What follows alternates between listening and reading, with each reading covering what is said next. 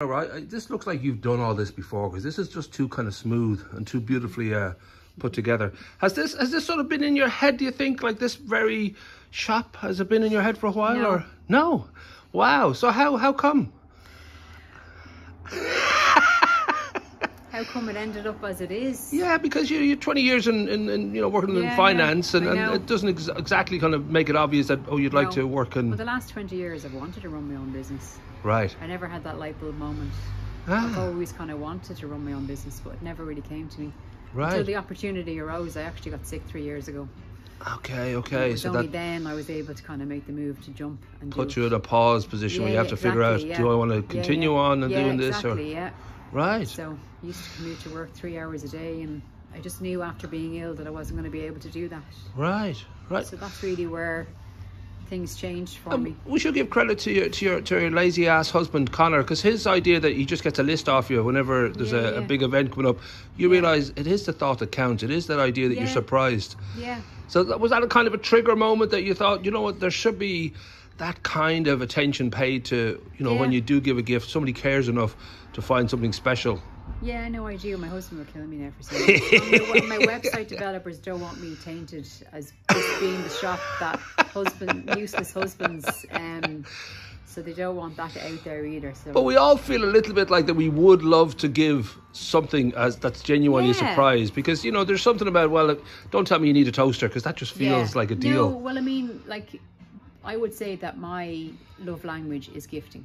Right. So that is me. I love gifting. And I'm always about attention to detail. And I think attention to detail is important. I always like putting thought into everything. And I think the small details add up to make somebody feel warm. Right. So. And was that, you know, again, you know, you worked for 20 years in a totally different area. Was that something that you just sort of realised slowly that I love this part of, you know, preparing something for somebody, and I know it's going to mean a lot to them? Well, my business, so I would have been a branch manager. Yeah. So somebody coming in to me looking for something as small as a bank statement would have got the same attention as somebody coming in looking for a big loan. Right. So everyone got the same attention. Everyone got the same respect. Yeah. And, you know, and that was kind of who I was. So everyone got the same warmth, regardless of what they wanted. So that's kind of my makeup. So I realised what my skills were, and I kind of put it into a business, really. But making that decision of how do I, you know, this is what I love to do, and I love that feeling that people are happy when they walk out the door because of what I've done and what I've helped them with. But that leap to an actual gift shop where you've got everything from Victoria Beckham, Moschino, right down to flowers and all that. How long did that take to sort of come into fruition? Because I don't know whether it was, you say it was just almost, it came to you rather than you having to figure this out, like the opportunity. Like I would have went through about 5 or 6 different things came into my head of what I wanted to do. I knew I didn't want to go back to my job because I knew I wouldn't have been able for it. Right. I knew I wouldn't have been able to give my customers the same level of service that I would have given them. Right. And that would have been a huge disappointment to me. To not have been, I wasn't going to go back to the same person that I was. Yeah. And I couldn't do that, to be honest. I suffered some cognitive issues. Okay. Yeah. Okay. So I couldn't go back, and I knew that it would affect me going back and them expecting Rachel to go back to them. Right. So I knew I needed something different. So I wanted to be able to still get that same feeling of helping people and being able to provide that emotion and love in a different way. Right.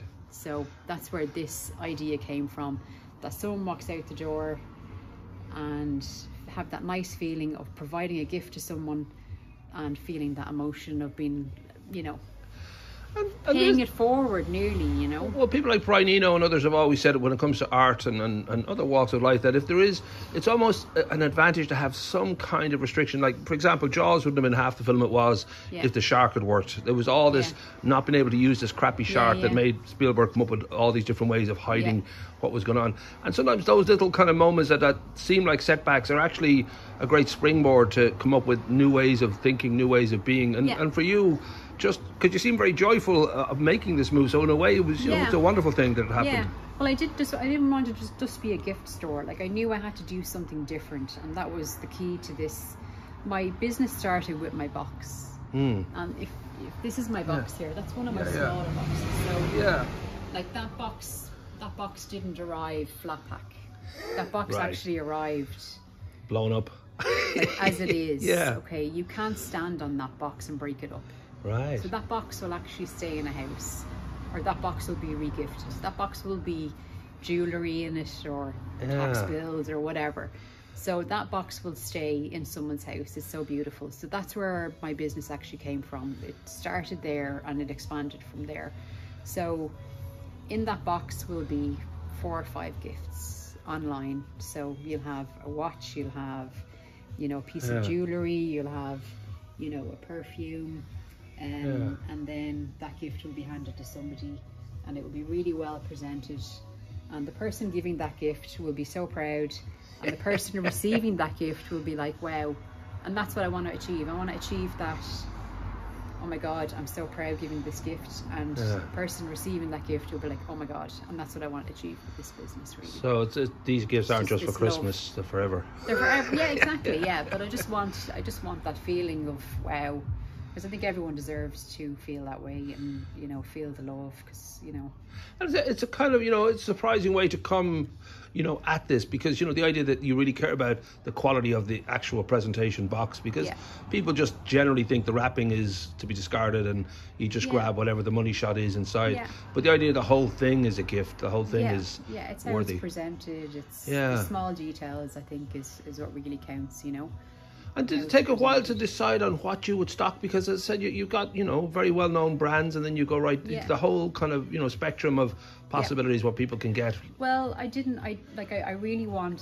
wanted everybody to be able to buy a Eden gift box. So I go from €100 to €1,000. Right. So I want everybody to be able to afford to buy one.